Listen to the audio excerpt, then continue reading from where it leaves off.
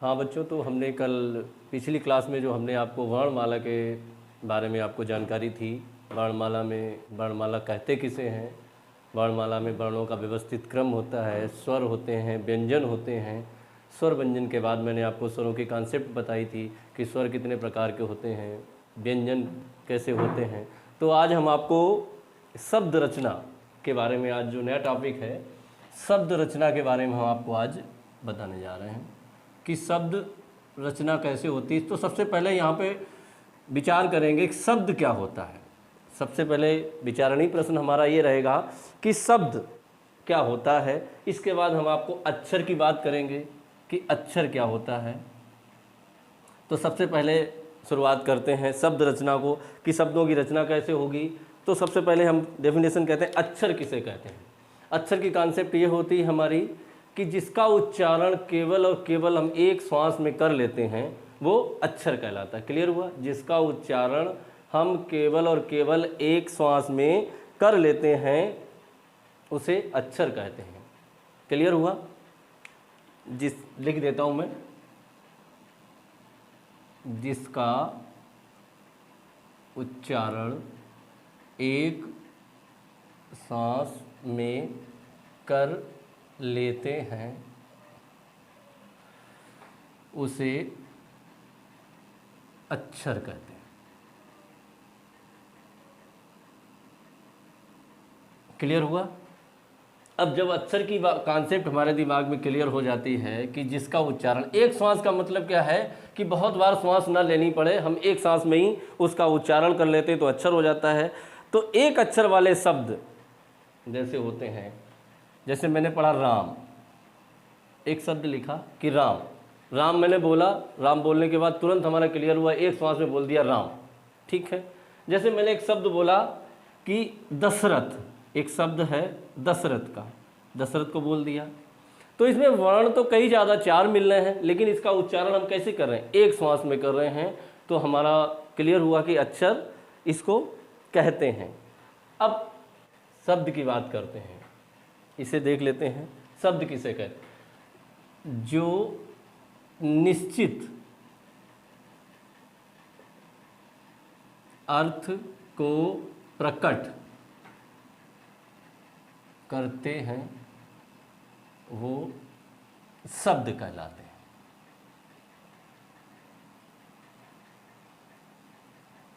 Clear? सबसे पहले आपको बताया कि अक्षर किसे कहते हैं। तो अक्षर उसे कहते हैं जिसका उच्चारण हम एक श्वास में कर लेते हैं उसे अक्षर कहते हैं।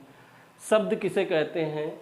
जो निश्चित अर्थ को प्रकट करते हैं तो उसे हम शब्द कहते हैं।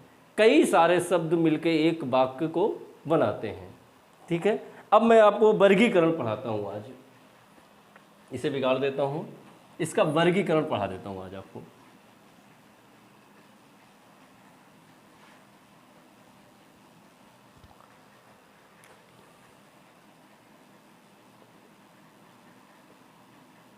देखिएगा, बहुत इजी वे में आपको बता दे रहा हूँ। वर्गीकरण जब करना हो तो आप एक ग्राफ बना लीजिएगा या एक मैप टाइप का बना लीजिएगा। तो शब्द कुछ ऐसे भी हो सकते हैं जिनका सार्थक अर्थ होता है, कुछ ऐसे होते हैं जिनका कोई अर्थ नहीं होता है। तो एक तो होता है सार्थक और दूसरा निरर्थक। क्लियर? सार्थक मतलब अर्थ सहित, अर्थ सहित, जिनका कोई सार्थक हो जीवन। जैसे बहुत सारे लोग कहते हैं कि उनका जीवन में आना सार्थक हुआ, मतलब उद्देश्य पूरा होना हो तो उन्हें सार्थक, और जिनका आने का कोई मतलब ना हो उन्हें निरर्थक कहते हैं। अब सार्थक में भी हम बहुत चीज़ों में उन्हें बांट सकते हैं। अब इन्हें 3 प्रकार से बांटते हैं। सबसे पहले हम बांटते हैं रचना के आधार पर, रचना के आधार पर। ठीक है। दूसरा उत्पत्ति के आधार पर। क्या करेंगे? उत्पत्ति। अभी आप लिख लीजिएगा, उत्पत्ति के आधार। तीसरा अर्थ के आधार पर, अर्थ के आधार पर। अब इन तीनों बातों को मैं आपको एक बार फिर बता दे रहा हूँ कि रचना के आधार पर सबसे पहले रचना के आधार पर, दोबारा आप देखेंगे उत्पत्ति की, कैसे किनकी उत्पत्ति हुई उनके आधार पर वर्गीकरण बताएंगे। इसके बाद अर्थ के आधार पर, कि अर्थों के आधार पर हम शब्दों को कैसे बांटते हैं। अब शुरुआत करते हैं उत्पत्ति के आधार पर। उत्पत्ति को 3 भागों में बांटते हैं, रूढ़, यौगिक और योग रूढ़। क्लियर। अब यहाँ पे हम बात करते हैं कि जैसे शब्दों की रचना होती है, कोई लिखे जाते हैं, उनके अनुसार उन्हें 3 भागों में बांटते हैं, रूढ़, यौगिक और योग रूढ़। क्लियर हुआ। रूढ़ का मतलब क्या होता है कि जैसे हमने किसी शब्द को बोला और विशेष अर्थ को प्रकट करता हो। रूढ़ शब्द का मतलब होता है कि कोई शब्द हमने बोला वो विशेष अर्थ को प्रकट करता हो, विशेष अर्थ को। जैसे हमने बोला कि फूल की बात करी, फूल का मतलब आपको समझ में आया कि किसी पेड़ का कोई फूल होता होगा, तो वो हमें बिल्कुल समझ में आया कि हाँ फूल होता है, तो रूढ़ शब्द हो गया। अब इसके बाद यौगिक की बात करते हैं। यौगिक की साइंस की भाषा में बहुत सारे लोगों ने यौगिक पढ़ा भी होगा। यौगिक होता क्या है, यौगिक भी पढ़ा होगा, मिश्रण भी पढ़ा होगा आप लोगों ने। देखिएगा दोनों में थोड़ा अंतर है। यहाँ पे मिश्रण इसलिए इसे नहीं कह सकते, यौगिक की एक अलग कॉन्सेप्ट होती है। यौगिक की कॉन्सेप्ट जैसे क्या होती है कि किसी वस्तु में निश्चित मात्रा, जैसे हम कहते हैं कि पानी के बारे में बात करते हैं, पानी H2O होता है, मतलब है कि हाइड्रोजन के 2 अणु मिलेंगे और ऑक्सीजन का जब 1 मिलेगा तो पानी बनाएंगे, इसे बोलते हैं पानी। तो क्या है, निश्चित मात्रा क्या होती है, निश्चित मात्रा जब मिलती है, तो जब निश्चित मात्रा मिलती है तो वहाँ पर उसे कहते हैं यौगिक। यौगिक समझ में आया। कुल मिला के हिंदी की में अगर कॉन्सेप्ट में यौगिक की बात करेंगे तो यौगिक की ये बात करेंगे, 2 वर्ण, 2 शब्द मिलते हैं, मिलने से एक नया शब्द बनता है, वो यौगिक कहलाता है। हम विज्ञान की भाषा में यौगिक को ये कह सकते हैं जिसमें मात्रा निश्चित हो, वो यौगिक है। और अगर हम हिंदी की भाषा में कहें कि 2 शब्द जब मिलेंगे आपस में और एक नया शब्द बनाएंगे, उसका एक नया अर्थ निकालेंगे, तो वो यौगिक कहलाता है। मिश्रण में क्या होता है, मिलना, मिश्रण मतलब मिलना होता है। इसमें अनुपात निश्चित नहीं होता। क्या होता है, अनुपात निश्चित नहीं, याद रहेगा। मिश्रण और यौगिक में आपको मैंने थोड़ा अंतर बताया है कि यौगिक में क्या होता है, निश्चित अनुपात, ठीक है। जब निश्चित अनुपात मिला होगा तो वहाँ यौगिक होगा, जैसे पानी है। अब किसी में सीमेंट में, किसी में मिश्रण में हम अपनी, जैसे हमने चीनी मिलाने की बात कही, दाल में, कोई नमक में, तो हमने मिलाने के अपने कॉन्सेप्ट पानी में कितना मिलाए, तो वहाँ पे क्या है, हमारे ऊपर निर्भर करता है कि हम गिट्टी सीमेंट में कितनी गिट्टी मिला रहे हैं, कितनी मोरम मिला रहे हैं, तो वो हमारा मिश्रण कहलाता है, ना कि यौगिक कहलाता है। तो यौगिक कॉन्सेप्ट अब हमें बताना है हिंदी में यौगिक, कि अब 2 शब्दों के मेल से जो बनता है। अब जैसे मैंने लिखा एक शब्द प्रधानमंत्री, प्रधानमंत्री, ठीक है। दूसरा शब्द लिखा मुख्यमंत्री। अब इसमें देखिएगा, प्रधानमंत्री को हम संधि विग्रह जब करेंगे तो प्रधान और प्लस मंत्री, 2 शब्द बने, दोनों शब्दों ने एक अपना एक अलग बनाया कि मंत्रियों में जो व्यक्ति है प्रधान, उसे कहते हैं। 2 शब्द मिले, यौगिक बनाया। यौगिक बनाने के बाद एक नए शब्द की उत्पत्ति की, प्रधानमंत्री। और प्रधानमंत्री से हमें समझ में आया कि जो हमारे यहाँ संसद में एक प्रधानमंत्री, हमारे यहाँ देश में भी होता है एक प्रधानमंत्री, और प्रधानमंत्री के कंसेप्ट रहती है कि जो मंत्रियों में जो है प्रधान, वो प्रधानमंत्री। ऐसे ही मुख्यमंत्री, कि मंत्रियों में जो है मुख्य, उसे क्या कहते हैं, मुख्यमंत्री। Concept clear. जब हमें तो यौगिक के बारे में आपको पता हो गया कि 2 से शब्द जब मिलते हैं, एक नया बनाते हैं, तो उसे यौगिक कहते हैं। योग रूढ़ की जैसे कॉन्सेप्ट हम क्या करेंगे कि कोई शब्द मिला, मिलने के बाद वो कोई तीसरा अर्थ जैसे प्रकट करे, तीसरा अर्थ प्रकट करे, तो वहाँ पे हम कह सकते हैं, जैसे मैंने कहा कि 4 पाई, 4, इसे बिगाड़ देता हूँ फिर बताता हूँ आपको। जैसे मैंने लिखा 4 पाई। अब 4 पाई पे अगर कॉन्सेप्ट देखा जाए तो हमें, जैसे 4 पैर हैं जिसके, तो 4 पैर तो गाय के भी होते हैं, 4 पैर कुर्सी के भी होते हैं, तो यहाँ पर वो तीसरे अर्थ की तरफ जब पहुँच जाते हैं तो हम कहते हैं उसे, या ये कह सकते हैं कि योग रूढ़, योग जोड़ हो गया और रूढ़ के मतलब जो हमने पहला शब्द सुना है, जो कोई हमने शब्द बोला और हमारा विचार तुरंत वहीं चला गया। जैसे मैंने कहा चारपाई, तो चारपाई के बारे में मेरा विचार क्लियर हुआ कि वो चीज़ एक ऐसी होती है जहाँ पे व्यक्ति लेटता है, आराम करता है। तो क्लियर हुआ कॉन्सेप्ट। तो रूढ़, यौगिक और योग रूढ़, ठीक है। अब इसके बाद हम चर्चा करते हैं उत्पत्ति के आधार पे। ये मैं बिगाड़ दे रहा हूँ। अब आपको उत्पत्ति के आधार पे जैसे हम बात करते हैं, अब जैसे उत्पत्ति की बात करें तो उत्पत्ति में सबसे पहले हमारे यहाँ जैसे भाषाओं की बात करते हैं तो हमारे यहाँ भाषाएं थी, देवता जो भाषा बोलते थे वो भाषा थी संस्कृत। हमारी सारी भाषाओं की जननी ही संस्कृत भाषा है। तो संस्कृत भाषा से सारी भाषाओं का विकास हुआ है, और सारी जब भाषाओं का विकास हुआ है तो उसके बाद हमारे यहाँ जब उत्पत्ति की बात करेंगे तो बहुत सारी चीज़ें आती हैं। जैसे अब उत्पत्ति के आधार पर देख लीजिएगा,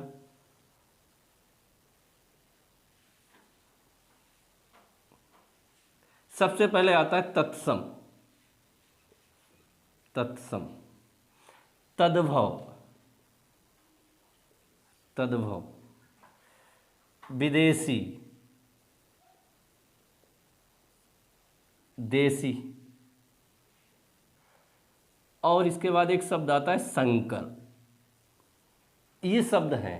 अब इनकी हम आपको सारे के पहले तो कॉन्सेप्ट क्लियर करा देते हैं, एक आपको डाउट क्लियर करा देते हैं आज बच्चों। सबसे पहले आप एक बात याद कर लीजिएगा, बहुत सारे जैसे बहुत बच्चों को ये रहता है कि तत्सम का मतलब कुछ होता है शुद्ध। तत्सम का मतलब बहुत सारे लोग ये दिमाग में रहता है तत्सम मतलब शुद्ध, और तत्सम तद्भव का मतलब कुछ और लगाते हैं, मतलब अशुद्ध होता है। लेकिन ऐसा है नहीं। है क्या कि हमने जो हिंदी भाषा में, देवताओं की भाषा संस्कृत थी, संस्कृत भाषा के जैसे के तैसे शब्द हमने अपनी भाषा में ले लिए तो उन्हें हम कहने लगते हैं तत्सम। या ये कह सकते हो संस्कृत भाषा के, कृत भाषा के ज्यों के त्यों, ज्यों के त्यों शब्दों को हमने ले लिया, अपनी भाषा में ले लिया है। ज्यों के त्यों का मतलब है कि जैसे वहाँ लिखे थे संस्कृत भाषा में वैसे ही हमने अपनी भाषा में उतार लिए, उन्हें कहते हैं तत्सम। उत्पत्ति के आधार पे क्लियर हुआ।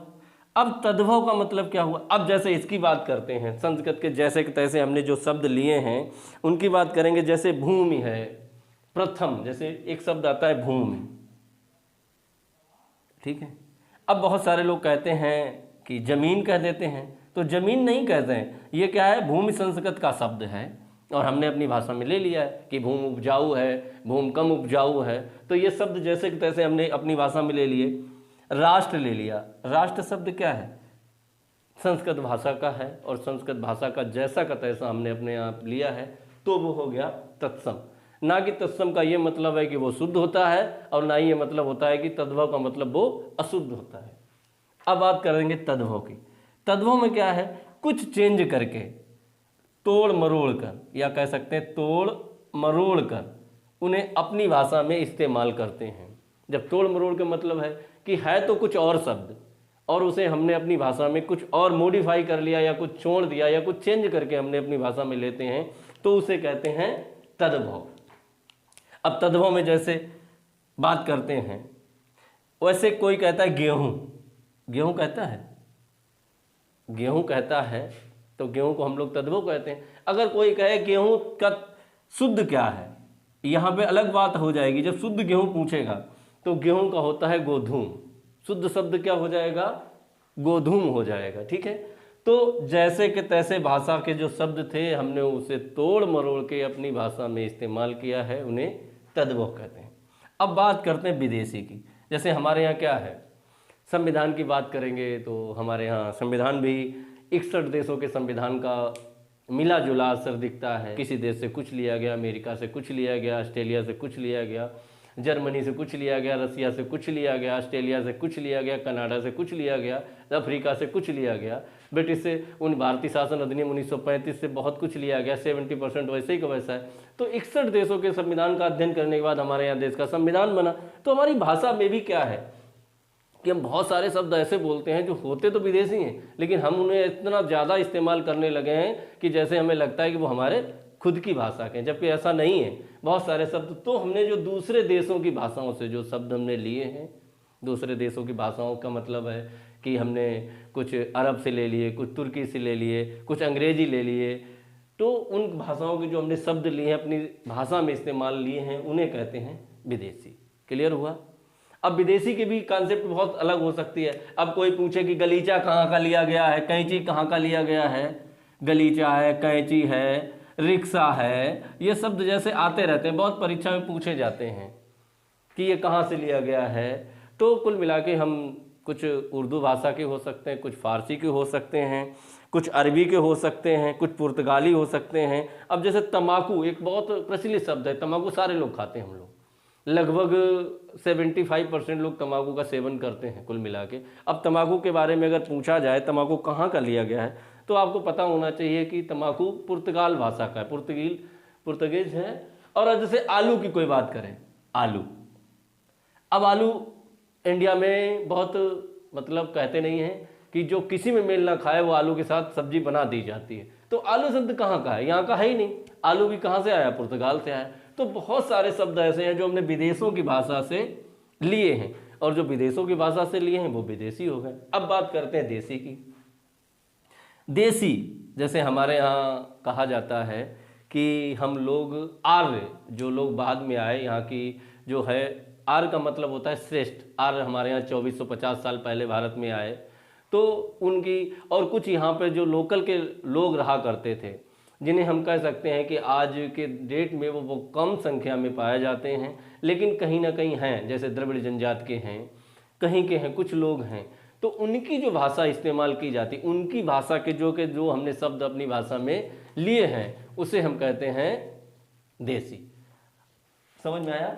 देसी का मतलब लोकल, लोकल के या देश के या देश में रहने वाले कुछ वर्ग जो भाषा बोलते हैं, उन भाषाओं के जो शब्द हमने अपनी भाषा में लिए हैं उन्हें हम कह सकते हैं देसी।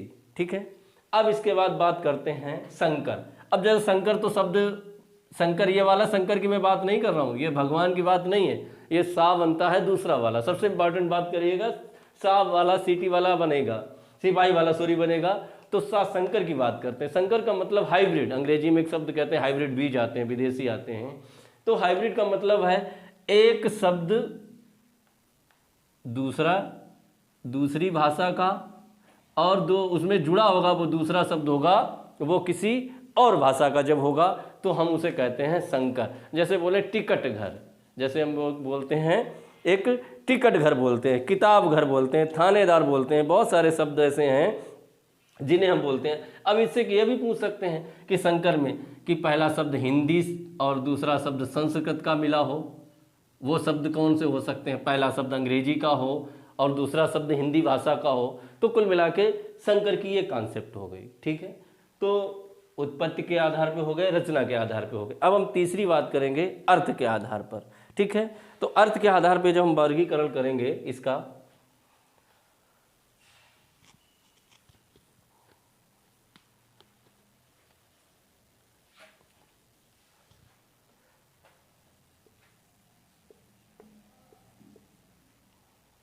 अब अर्थ, हर शब्द का अपना एक अर्थ भी होता है। जैसे हमारे यहाँ व्याकरण में बहुत सारी चीज़ें हम लोग पढ़ते रहते हैं कि विलोम शब्द होते हैं, पर्यायवाची होते हैं, तत्सम होता है, तद्भव होता है। तो हमारे यहाँ अर्थ उनके कैसे होते हैं, तो उनके आधार पे जब हम बांटने की बात करेंगे तो 1 2 3 और 1 4 लाइन हमने पहले कर ली। और सबसे पहले बात करेंगे हम एकार्थी की। एकार्थी, एकार्थी, अब इसका शब्द से कॉन्सेप्ट आपको एकार्थी हो गया। दूसरा हो गया अनेकार्थी, अनेकार्थी, अभी मैं लिख रहा हूं, आपको इसको डिफाइन बाद में करूंगा। इसके बाद पर्यायवाची,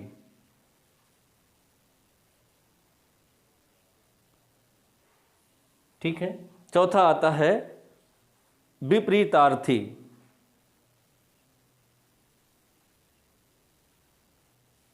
ये 4 तरीके के शब्द होते हैं अर्थ के आधार पर। अब जैसे बात करते हैं एकार्थी, शब्द से आपको पता लगता होगा, इसे संधि विग्रह करेंगे। एकार्थी की जब बात करते हैं तो संधि विग्रह करने के बाद ये पता लगता है कि जिसका एक निश्चित अर्थ हो, उसके अलावा कोई दूसरा अर्थ ना निकलता हो, उसे हम क्या कहते हैं? एकार्थी। जैसे मैंने कहा पुस्तक, मैंने कहा एक शब्द बोला पुस्तक। अब पुस्तक के बाद आपको समझ में आ जाता है कि उसका सिर्फ एक अर्थ होता है कि पुस्तक का मतलब एक किताब होगी जिसे पढ़ा जाता होगा, इसके अलावा कोई मतलब नहीं, उसका कोई भी अर्थ दूसरा नहीं निकल सकता। मतलब पुस्तक उठा लाइए, मतलब एक कागज़ के पन्नों की एक किताब हो सकती है, वो आपको उठा के लानी है। तो एक जिसका एक निश्चित अर्थ हो, एक निश्चित अर्थ, क्लियर हुआ? जिसका एक केवल अर्थ हो उसे कहते हैं एकार्थी। अब जैसे अनेकार्थी की बात करते हैं, अब इस शब्द से ही पता लगता होगा जिसके अनेक अर्थ हों।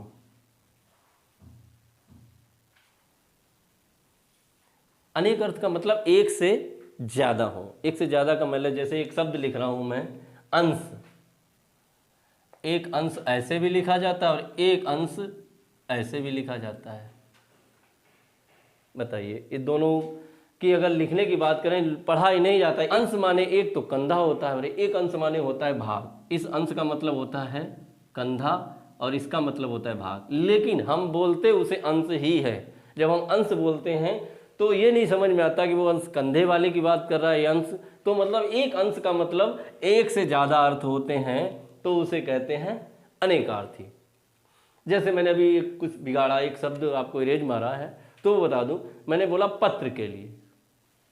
एक पत्र माने पेड़ से टूटा एक पत्ता भी होता है, और एक पत्र माने जिसपे हम अपनी भाषा लिख के किसी को अपनी सूचना प्रदान करते हैं या देते हैं, या वो हम प्रदान करते हैं कि उसे हमने पत्र लिख के अवगत कराया, उसे भी एक पत्र कहते हैं। ठीक है, तो ये अनेकार्थी की बात। अब पर्यायवाची तो आप लोगों को पता ही होगा कि एक शब्द को कई नामों से जाना जाता है, कई नामों से जाना जाता है। अब जैसे हम पृथ्वी की पर्यायवाची की बात करें तो भू, धरा, मेदिनी, उर्वरा। अब जैसे ये इतने हैं शब्द हैं, तो ये क्या है? भू माने भी पृथ्वी होता है, धरा माने भी पृथ्वी होता है, मेदिनी माने भी पृथ्वी होता है, उर्वरा माने भी पृथ्वी होता है। तो मतलब पृथ्वी शब्द के पर्यायवाची कितने हो गए? इतने सारे हो गए। तो एक शब्द से को कई नामों से जाना जाता है, वो उसका पर्याय। अब इसको ये भी कह सकते हैं, अगर इसे तोड़ के बात करें, पर्याय माने अर्थ होगा, उसका क्या पर्याय है। शब्द भले अलग हो लेकिन उसका जो अर्थ होगा वो एक ही जाएगा। अब विपरीतार्थी, इसे हम लोग विलोम कहते हैं, अक्सर विलोम शब्द बोलते हैं। मतलब एक शब्द का जस्ट उल्टा बोला जाए। जैसे मैंने शब्द बोला आकाश, अब तुरंत किसी ने कहा विलोम बताइए, तो उसने बोला पाताल। समझ में आया? आकाश बहुत ऊपर और पाताल बहुत नीचे, मतलब जस्ट अपोजिट। जस्ट अपोजिट का मतलब हो जाता है विपरीतार्थी। तो मैंने आपको वर्गीकरण शब्द का सार्थक का पढ़ाया कि सार्थक 3 प्रकार के होते हैं। फिर एक बार बता दे रहा हूँ, सार्थक अर्थ के आधार पर, रचना के आधार पर और उत्पत्ति के आधार पर। तीनों मैंने, इन सब का अपना कोई ना कोई सार्थक होता है। अब बात करते हैं निरर्थक की। ये मैंने लिखा है निरर्थक, अब ये बिगाड़ देता हूँ। अब निरर्थक की बात करते हैं बच्चों। तो आज हमने आपको सार्थक वर्गीकरण जो शब्दों का पढ़ाया, उसमें सार्थक शब्द के प्रकार बताए कि सार्थक जो शब्द होते हैं 3 प्रकार के होते हैं, उत्पत्ति के आधार पर, रचना के आधार पर और अर्थ के आधार पर। और अब हम अगली क्लास में जब हम आपको बताएंगे निरर्थक क्या होते हैं, उन्हें अगली क्लास में बताएंगे। ठीक है।